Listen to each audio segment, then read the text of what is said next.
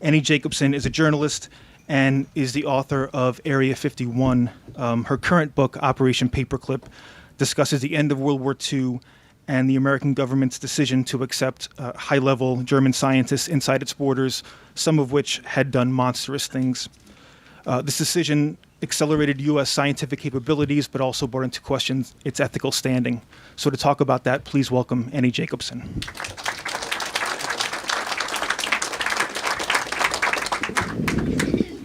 How's the sound? Good. Thank you so much, Politics and Prose, for having me, and welcome everyone. I'm Annie Jacobsen. I'm going to talk to you tonight about Operation Paperclip, and I really want to thank everyone for coming.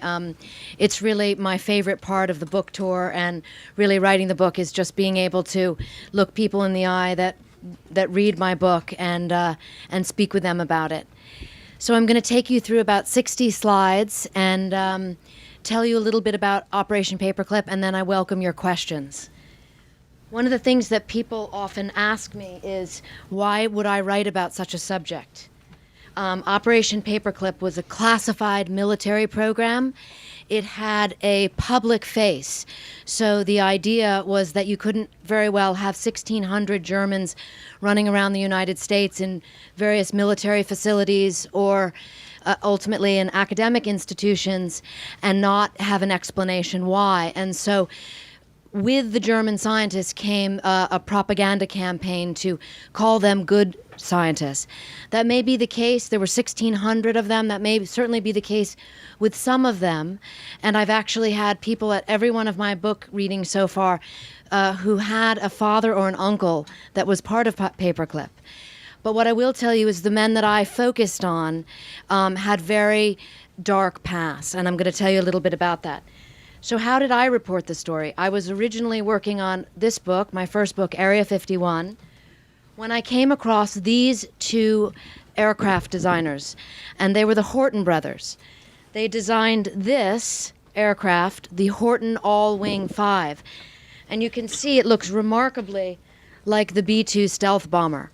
And when I first saw those two images next to one another, I suddenly realized, without very much more explanation, how much technology we in fact got from the Reich, and I wanted to know more. What I learned was that while the Horten brothers were overlooked for Paperclip, their boss was not. This is their boss. This is Colonel Siegfried Kneemeyer. He was one of the Reich's top 10 pilots, and he flew on spy missions. This photograph here is Kneemeyer about to fly over Norway to choose bombing targets. And Kneemeyer, you see that's his Paperclip photo there. And when I learned Kneemeyer came to the United States, I wondered how you could go from having Hermann Göring as your boss, as he was.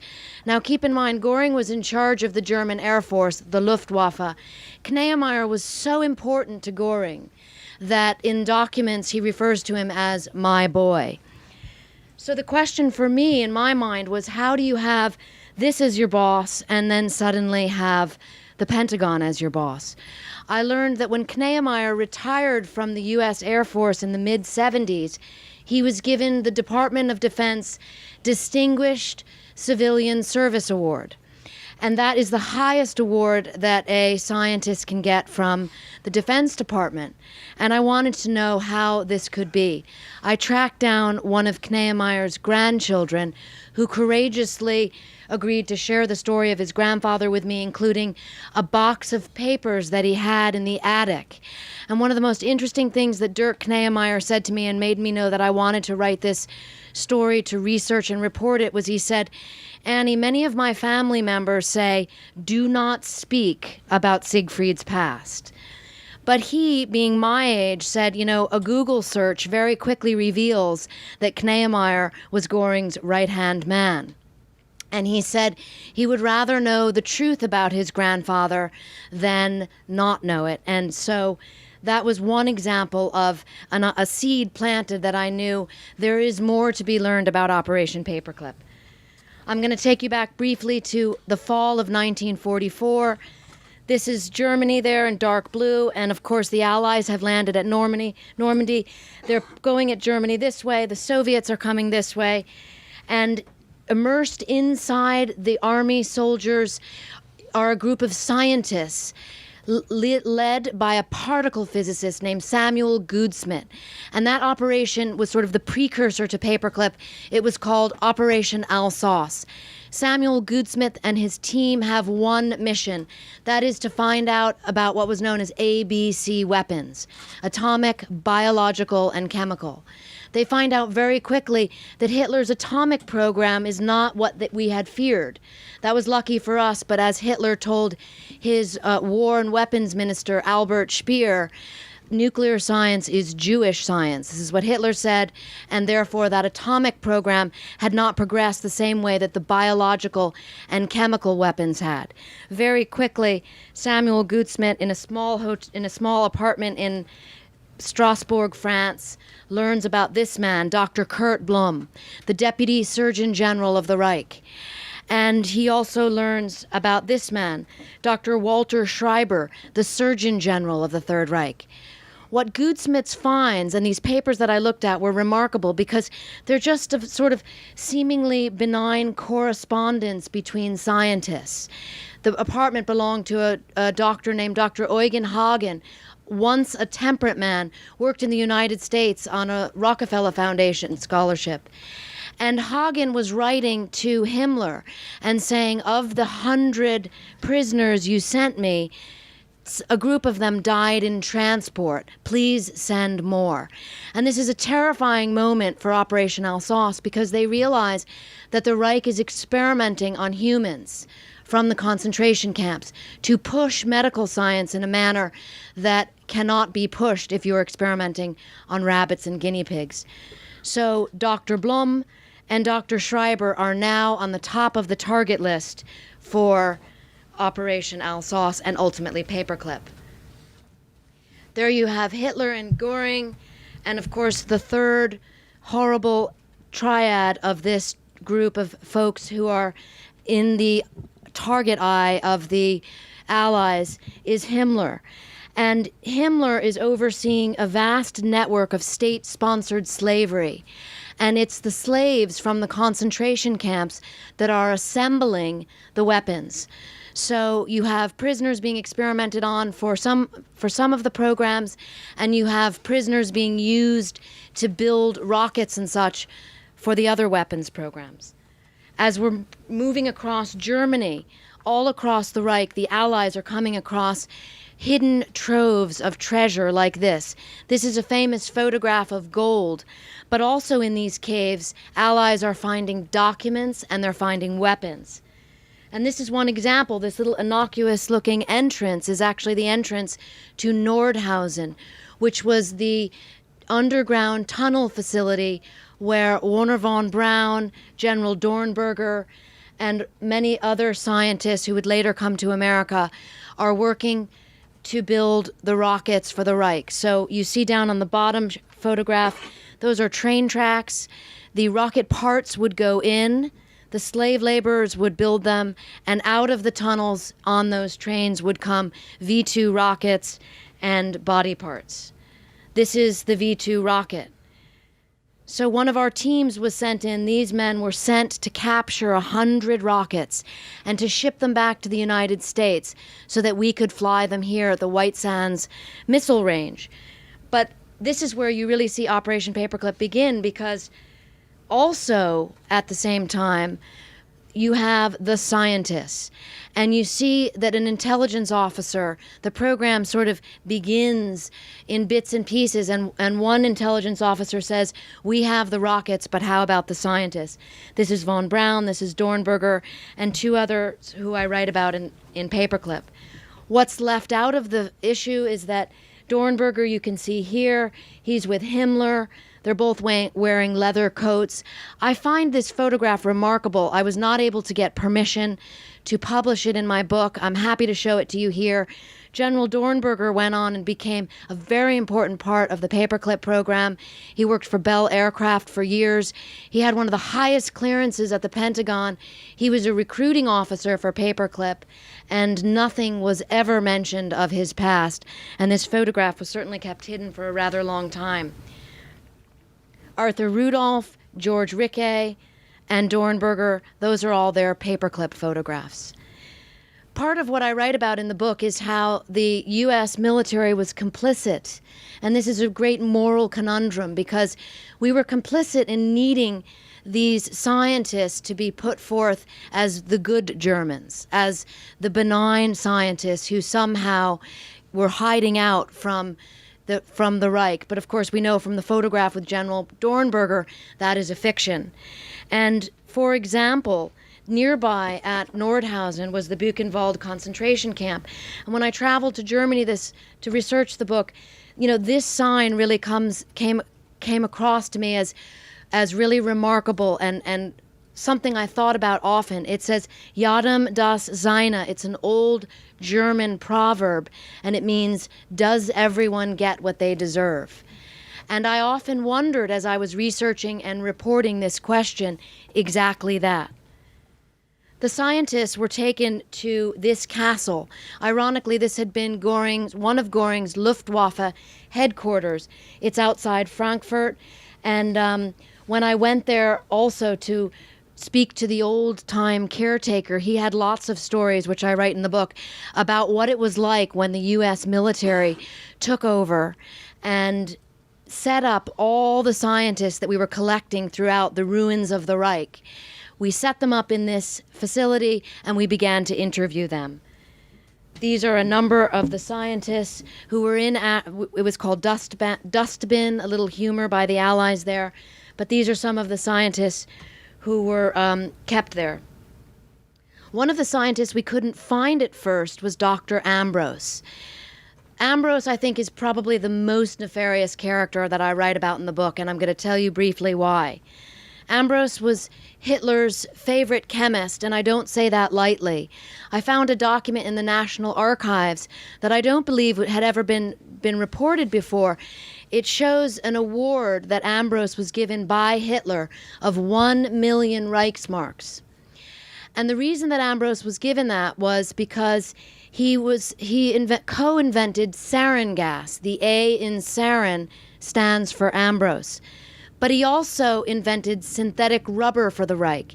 And this was a very big deal to Hitler. Tanks need treads, aircraft need tires. Hitler knew the Reich was running out of rubber. And so when Ambros invented rubber, the Fuhrer bestowed him with favor in the form of this giant financial reward. Ambros was also put in charge of a slave labor factory, none other than at Auschwitz. And this is an Allied intelligence photo of the Auschwitz-Birkenau complex in June of 1944.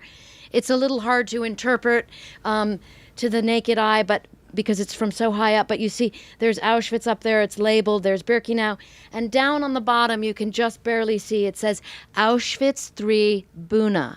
Buna is the name for synthetic rubber, and this was where Ambros was manager. And slaves who were spared the gas chamber, some of whom I interview for the book, were sent to Buna to work. Most of them were worked to death. Of all the photographs that I found on my research and reporting, none bothered me to the degree that this one did. It was not the bodies stacked like cordwood that we all have seen and have horrified us, but rather it was this, and it's because of what that sign says. It says Company Sporting Club IG Auschwitz.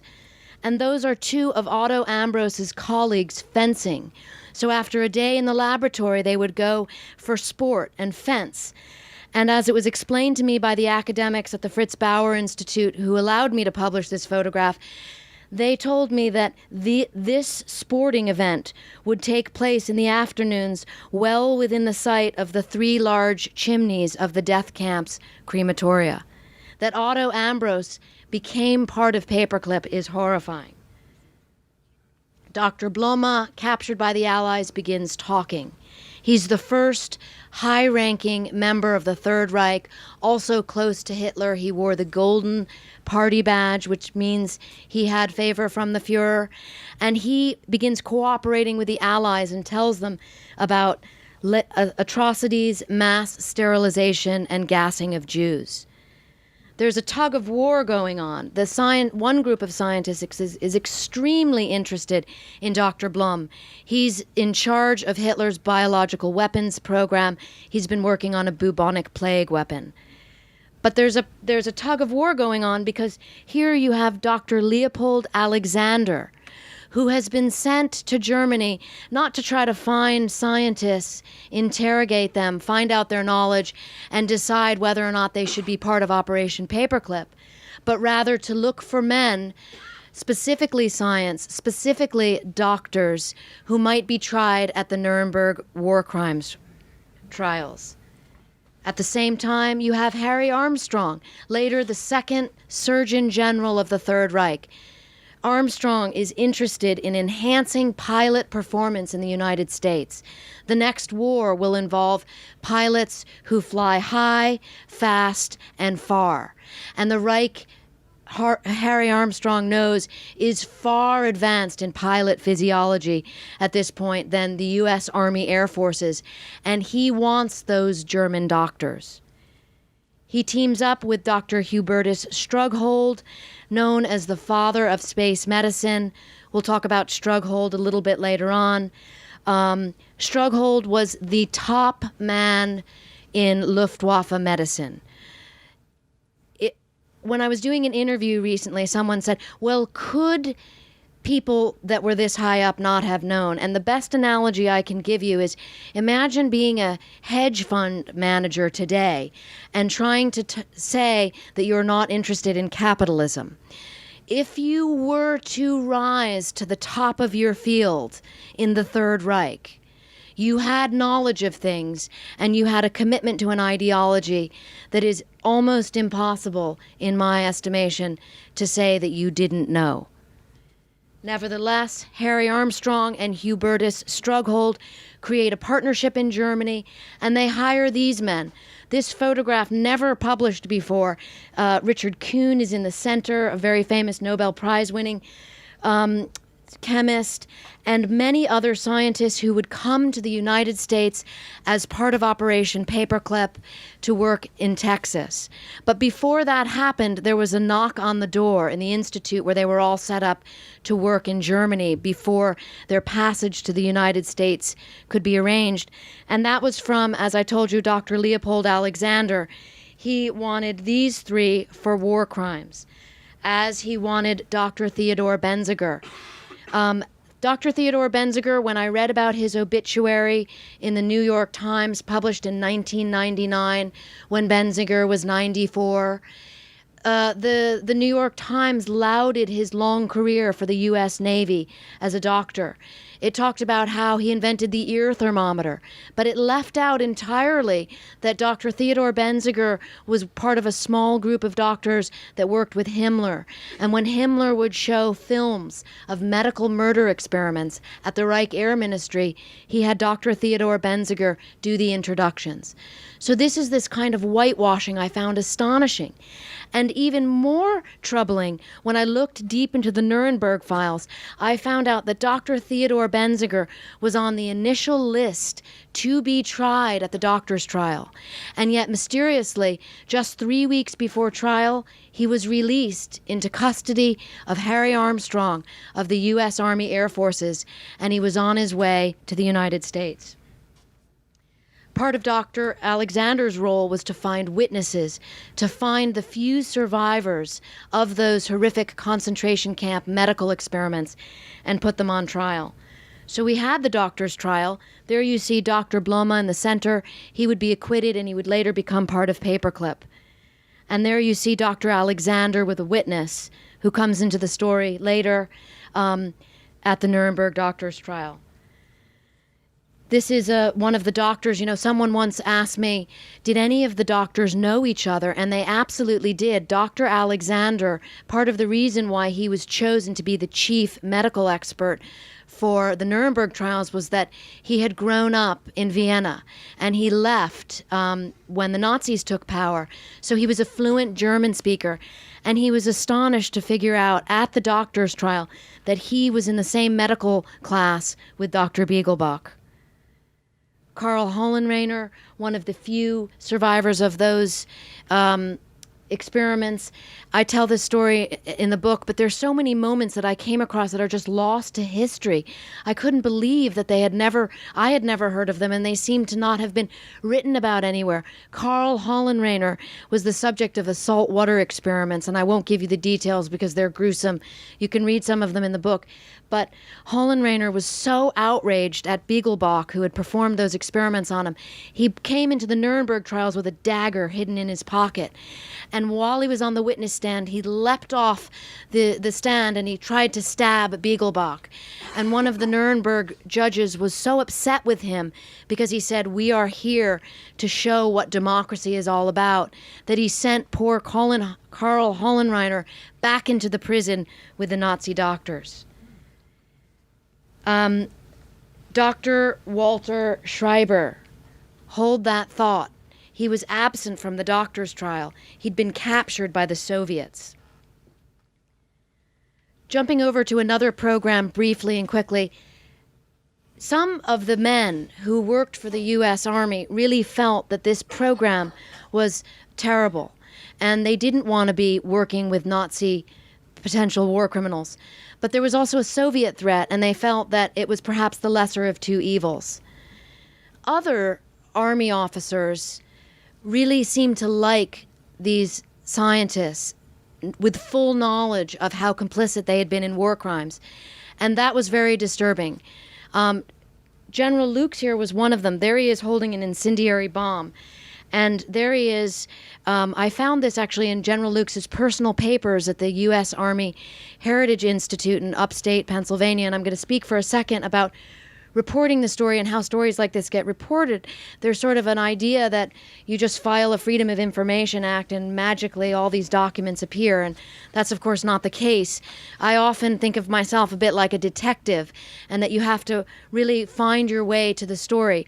But when I saw this photograph of General Lukes seeming to enjoy himself at a cocktail party with Hitler's chemists, I decided to track down Lukes' personal papers, which I found at the History Institute.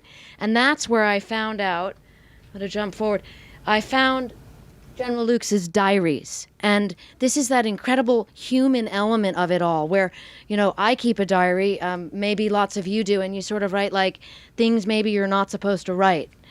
And General Lukes wrote, you know, attended a conference with Dr. Schieber, classified matters. And all along, the Department of Defense had been telling me that Schieber had never been part of Paperclip. That's Schieber. He was SS Brigade Führer. He served on Reichsführer SS Himmler's personal staff. He worked on concentration camps experiments. He was a chemist. There he is wearing the golden party badge I told you about. That means he had favor from the Führer. But the reason that Schieber was never known to be part of Paperclip was because he was later hired by the CIA, and they were able to put a different classification on his papers. So up until this point, Schieber's participation in this program was not known. His courageous family members in Germany also gave me some very interesting information, which I report in the book. But just to show you how high up Schieber was and why it was necessary to keep him a very big secret. There he is. I couldn't get permission to publish this photograph. I'm happy to show it to you here. There he is shaking hands with Hitler in the forest. But ultimately, I was able, through that sort of detective work and finding out about Dr. Schieber's participation in Paperclip, and I was able to get that list, and there it is. That's the official list of all the high-ranking chemical weapons experts on Hitler's roster who ended up working as part of Paperclip. And just a fascinating photograph of Schieber that his family shared with me, and that's when he was working for the CIA. So people often ask, how could this have happened? And this is why. You know, there was a very real threat, and that was the Soviet Union. And the threat was thermonuclear war. Very quickly, the Cold War heated up. And all of those criminals that we had sent to prison, well, we needed Germany as an ally. And so John McCloy, U.S. High Commissioner, he left his position as president of the World Bank and agreed to go to Germany to serve as High Commissioner, and he released the majority of those convicted Nazi war criminals. They had been in Landsberg prison. Those are the unmarked graves of the 486 who had been hung, but he released a lot of them, including Ambrose. I found this picture to be incredibly disturbing. That's Ambrose. I told you the A for Ambrose in sarin gas, Hitler's favorite chemist. He was managing the Auschwitz III Buna factory. He was actually tried at Nuremberg. He was convicted of mass murder and slavery. There he is in a Nuremberg photograph laughing with his lawyers. Perhaps he had foresight and knew that he would be given clemency by U.S. High Commissioner John McCloy, released, and he would become later on contract with the U.S. Department of Energy. Some of the doctors were such hot potatoes, that was the actual term that they used, if someone couldn't come to the United States. And so they were sent to this facility outside Frankfurt. It was a black site. I sort of think of it as the original post-war black site. And that is where we worked on enhanced interrogation techniques with Soviet bloc prisoners. Ultimately, this program would become known as the infamous MK Ultra program, but it began here much earlier than thought. And lo and behold, who were the two physicians at Camp King? Dr. Schreiber, released from the Russians. Many thought he was a Soviet mole. And Dr. Kurt Blome. But the reason that Blome got the position was because Schreiber came to the United States. And this was one of the most horrifying moments to research and report, was that Dr. Schreiber, whose specialty was actually lethal phenol injections, it was a quick way to get rid of someone at a concentration camp. He oversaw those experiments. We knew it. We couldn't prosecute him at Nuremberg because he was in the Soviet Union, and he actually was a witness for the Soviet Union at the Nuremberg trials. But now he was on the American team, and he was sent to America, to this place, the U.S. Air Force School of Aviation Medicine at Randolph Field. Harry Armstrong, whose photograph I showed you, he had set this place up. This would become the bastion of U.S. aerospace medicine ultimately. And when Dr. Schreiber, the former Surgeon General of the Third Reich, arrived in the United States, and here's where circumstance plays into the story. I really love when fate and circumstance work in a very interesting way that perhaps justice cannot. Schreiber, there's a small article in a Air Force medical journal about him, and it just describes him as an ex-Soviet prisoner. This is the former Surgeon General of the Third Reich. That's what it says about him, a little hubris that he had agreed to or wanted to have this article there. And who happened to read that journal at that exact time, at that moment in time in 1951, but Dr. Leopold Alexander, the chief war crimes prosecutor from the doctor's trial. And he was outraged, and he called up Harry Armstrong, who is now the Surgeon General of the U.S. Air Force, and says this man is a Nazi war criminal and there must be some mistake. But there is no mistake. Schreiber is working among these guys, 34 of whom are at Randolph Field working on U.S. space medicine, and they don't want to have to call attention to this, and they do not want to have to let go of Dr. Schreiber. And so there's a dramatic tug of war behind the scenes. Dr. Alexander decides to go to the press. He calls up a reporter from the Boston Globe and says that Schreiber's in the country.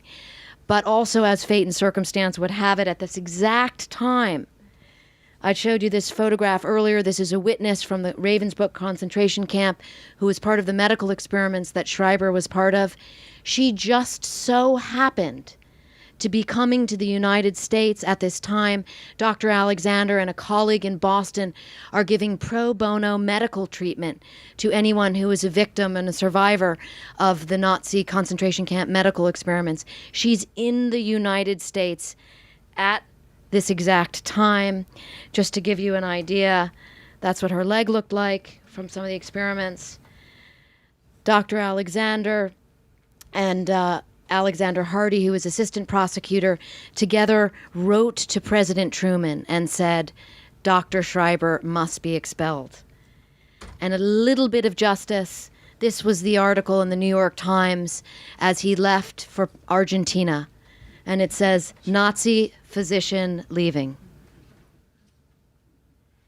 So in the end, Paperclip, those 1,600 scientists had different trajectories in their life. I write about what their lives were like in my book, but of course the most famous among them was Wernher von Braun.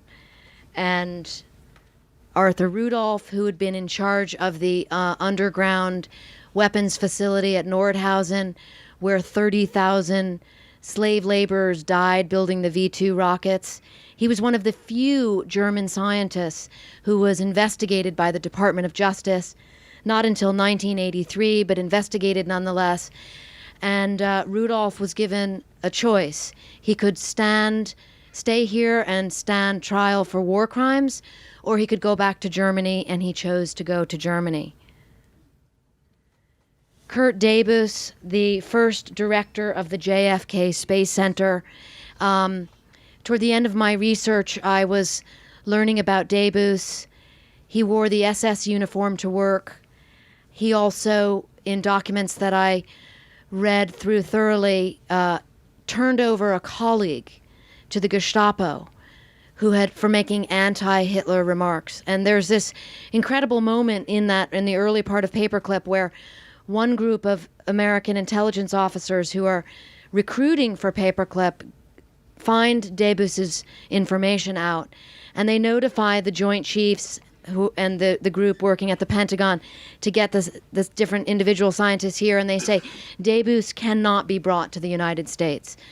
He deliberately and viciously turned over a colleague to the Gestapo who went to prison.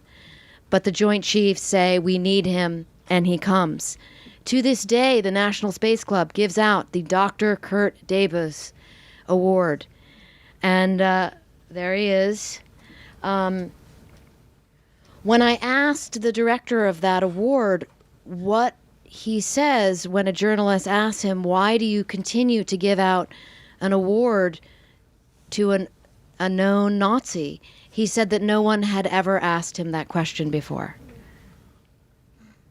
I think ultimately Einstein had it right.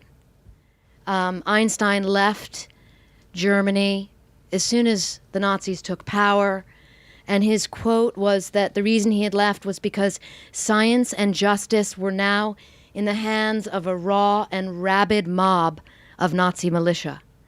There he is getting his U.S. citizenship. The majority of the 1,600 Operation Paperclip scientists who came here were given that coveted U.S. citizenship. So I leave you with the last thought, which is Yadem das Seine, that sign over the Buchenwald Gate.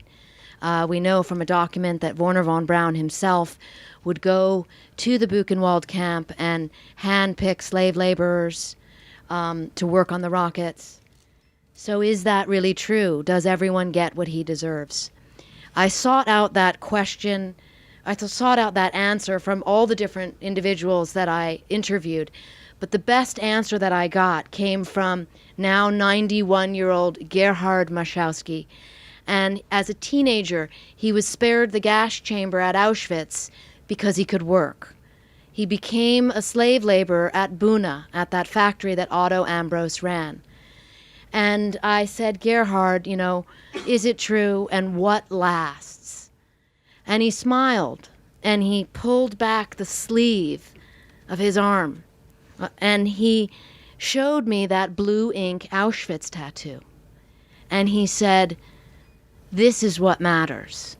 This lasts, and it's a record of the truth. I want to thank you all for coming tonight, and I welcome your questions.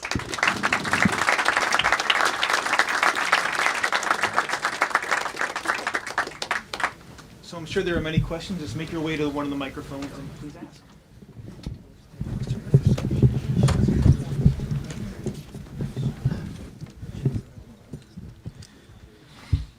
Well, thank you very much. I have two questions. I've also done a lot of this type of research in archives. In your research, did you come across any evidence that documents had been destroyed or were you denied documents? And my second question is, what does this say about Allied denazification efforts? So the first part of the question, lost or missing is kind of a euphemism for something which I haven't quite figured out. But Otto Ambros would be the best case in point. Otto Ambros, who got that Department of Energy contract. And I think I neglected to mention the worst part of the story was that when Otto Ambros was given clemency by U.S. High Commissioner John McCloy, his finances were fully restored. So that 1 million Reichsmarks bonus came back to him. And I wanted to know how it was that Otto Ambros came to the United States, because he was a convicted Nazi war criminal. He came here, I know, twice, possibly 3 times. And so in filing Freedom of Information Act requests with the State Department, those Ambros files of those travel documents he would have had to have been given special permission always came up lost or missing. And the second part of your question, just remind me if you would. What does this say about Allied denazification efforts? I mean, it was a huge effort. You know, many people were imprisoned, interrogated. Yes. Re-education in Germany. You know, massive changes that occurred. I mean, just your comments and thoughts on the sincerity of these efforts. Well, Germany was divided up into 4 parts for the Allies, and of the part that we had, which had 20 million Germans, U.S. occupation authorities originally determined that there were 3.9 million indictable offenders. They whittled down that figure to 970,000. Of that 970,000, ultimately 170,000 were tried in those denazification courts that you're speaking of. 50,000 were given criminal sentences. A lot of times it was work or paying a fine. And of that, just around 1,000 were put in prison. Thank you. Once the United States and Allies decided that there was going to be West Germany, many Nazis became part of the Secret Service, intelligence service in Germany. In fact, there's a general whose name I forgot. He became the chief there. So Galen became the chief immediately after the war. Yes. So don't you think that they were not thinking about the victims of this man at all? Not anymore. They were more interested in acquiring the knowledge from the Germans and also be strong to face the new enemy, which was Russia. Yes, you're absolutely right. And I write about that at length in the book because the Soviet threat was considered extreme much earlier than we think. It was really in the months after the war, the Joint Intelligence Committee that reported information to the Joint Chiefs of Staff gave a document to the Joint Chiefs of Staff and said, we must prepare for total war. That was the quote they used with the Soviets. And they said it will involve A, B, C warfare, atomic, biological, and chemical. So the position was, we must get these scientists or the Soviets will. Thank you for your wonderful talk. Is there a statute of limitation on war crimes, and are any of these people still alive today? As far as I know, all of the Operation Paperclip scientists have died. The statute of limitations, that was a question that came up when Dr. Schreiber, when we were trying to get rid of him after this enormous press situation happened when the war crimes victim, testified to the FBI that this was the Schreiber from Ravensbrück concentration camp. A Time magazine journalist asked the head of the Air Force that exact question, and he said, we're not going to start the Nuremberg trials over. So that sort of answers your question, and that was in 1951. Were the Mossad at all trying to get to these people? Does anybody know that? Having known that they took people out of Argentina, could they have not found them on the streets in the United States? Why was that so difficult? I don't really deal with the Mossad in my book, but I mean, there were programs going on all over the Middle East as well. Yes. Yes. Yeah, you mentioned the Soviets were interested in these scientists as well.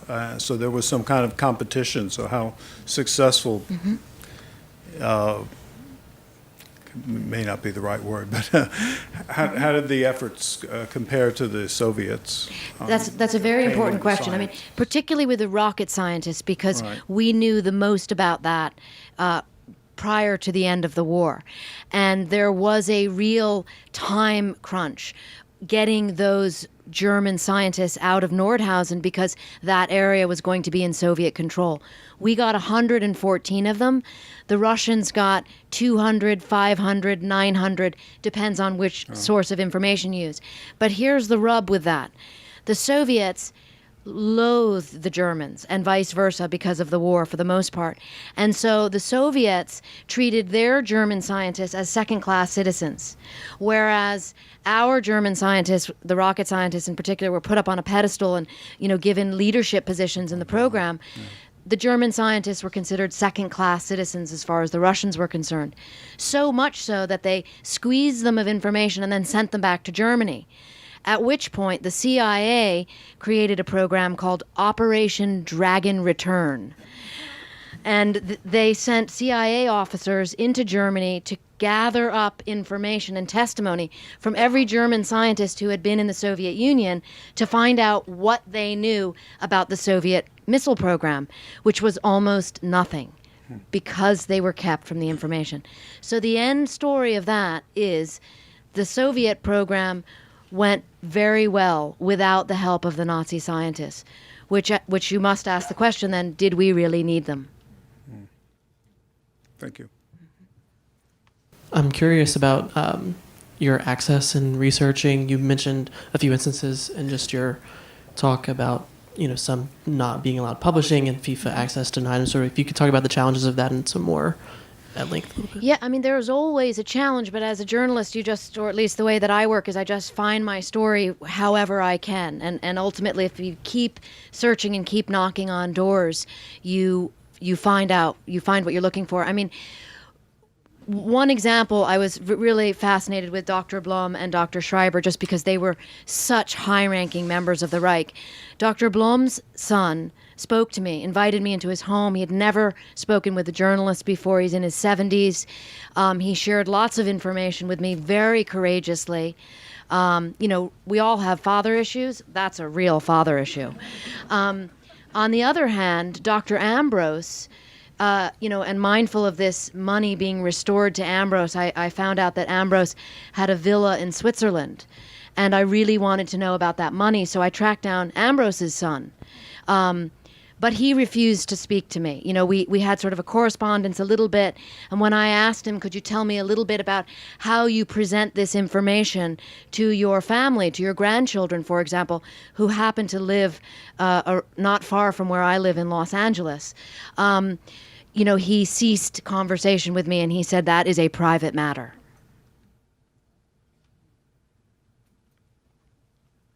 There's got to be more questions. This looks like a curious group. Yes. Yeah.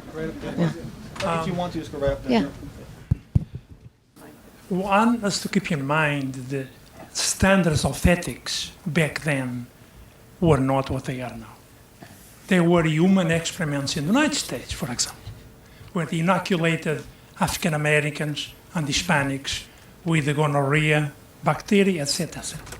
So I don't think that the people who brought the Nazis here had very thick skins. Some of them probably were anti-Semitic. If you know some of these characters, they may have been, they don't quite meet our standards of today.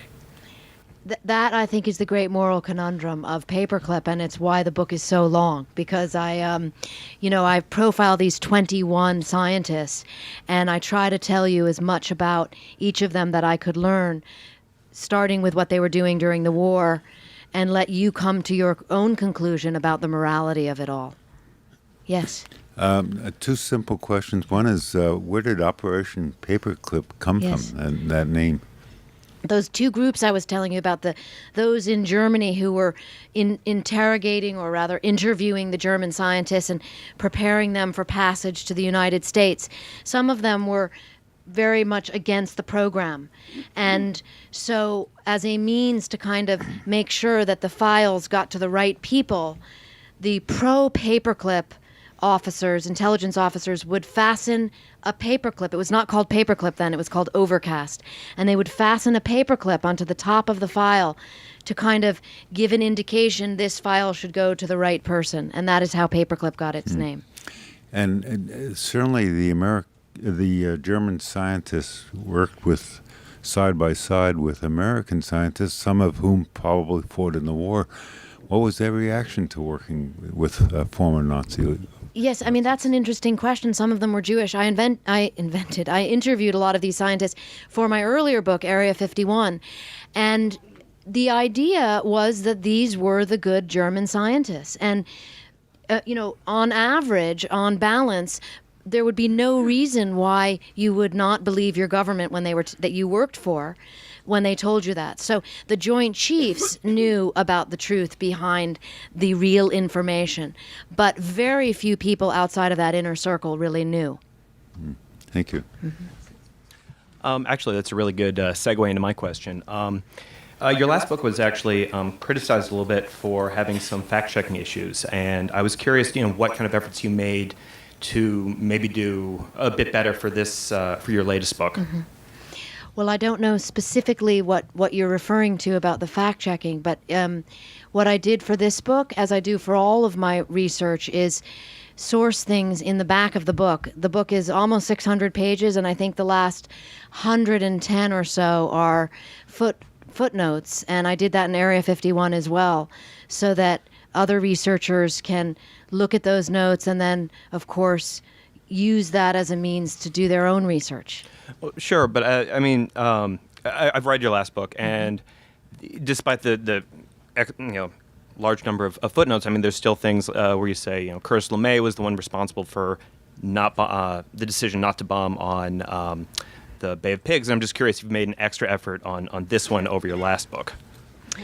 I think the standard is always the same, that as a journalist you do your best to work hard to make sure that the facts are specific and tie those to footnotes.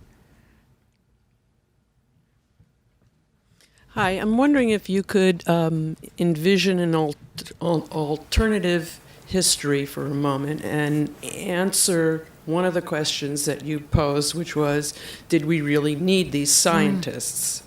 So can you imagine what would have happened if these guys had been prosecuted and never came to the United States to build this thing? And in other words, does the end justify the means? For that question, I like to interview current members of the U.S. military, because they're always the ones that remind me in an important way that as a journalist, I'm never the one in the position of making national security decisions.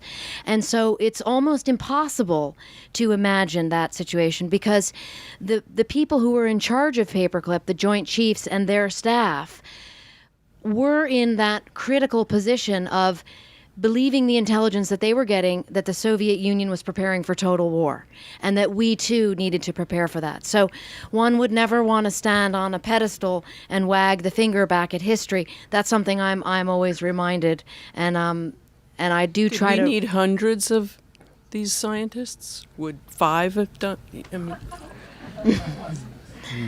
Thank you. Yeah. Yes. Your book treats 21 special cases, the most notorious probably of the group. Did you get any sense of what the nature? My grandfather was one of the less prominent paperclip scientists, and he was a physical chemist. To my knowledge, he was not a war criminal. But does your book talk about how the large majority of them were just actually good scientists, or Well, I would have no way of knowing if they were good scientists because I didn't look at their specific cases. Now, I understand these 21 were outrageous, but most of the relatives of the other 1,519 are running around like me and could tell you something about those people. I mean, yeah, I would say you would need to research your own family history to really know for yourself what went on during the war. I mean, the best example I can give you is Schieber's son claimed to have no idea that his father was on Himmler's personal staff. It's not exactly dinner conversation after the war. And so I don't know. I mean, but interestingly, at every one of my readings, as I said, there has been someone who has been either a child or a grandchild of one of the scientists who came here on Paperclip. So no doubt there are other stories to be told. Well, the propaganda worked because my grandfather's family was treated very well in Tennessee, where they were relocated, and he was given later an institute at a university, and he had a good career here in America. He was more than 50 when he was brought over, and he worked until he was 88, and published and so forth, and I mean, obviously to sell a book you have to focus on the most outrageous part of it, but I'm just wondering if at any point in the book you talk about this bigger picture. Well, I do talk about the bigger picture, but I'll give you another example. Kneemeyer, his grandson, and I have this conversation often because Kneemeyer was Göring's right-hand man, so the immediate rush to judgment, so to speak, would be how horrible. But what the grandson and I discuss is, Dirk is his name, and his position is, my grandfather was an engineer, and he's been called guilty by association. So I understand and empathize with how complicated an individual story is. But the reason that I focused on these 21 was because I found them the most interesting, and also because I could access their information. Another interesting postscript is that I had the son of one of these, not mentioned in your book, on my faculty. He had a PhD from Berkeley, and in his 40s he decided he wanted to go back and go to medical school, and he went back to the University of Ulm, which took him as an overseas German. I found the whole thing, I told him I thought he was crazy at that point in his life to have done this, but they considered him German. He clearly was on an American passport and had been educated here. Thank you for sharing that. Yeah. Anyone else? Yeah. Yeah, I just wanted to share an observation also. You were giving the figures about denazification and what it came down to, and I certainly see the moral concerns involved. On the other hand, I've worked in Iraq, and in Iraq, with much less justification, I think, in many ways, as you probably know, they dismissed all of the civil servants who'd been Ba'ath Party members, even though that was basically a requirement, and it hugely it was a great blow to the government. And they dismissed all of the army, and dismissing everyone with guns is even more questionable. So I don't know, I guess, has our moral judgment gotten better, or is the answer somewhere in between? I think you're bringing up a great point, which is that always in war there are these issues. And we saw it then, and we see it now. And interestingly, all of those, one of the first things that the one group of U.S. Army intelligence officers did in Iraq was capture all of Saddam's documents because, and you probably know this, and they're now at the Hoover Institute, and Iraq says, well, we want our documents back, but we're not going to give them back because out of the fear that what is in those documents shows who snitched on who and who was hung. And there again is the same moral conundrum. Who owns those documents? Who gets to be in charge of their own past? I think we'll have time for 2 more questions. So 2 more questions.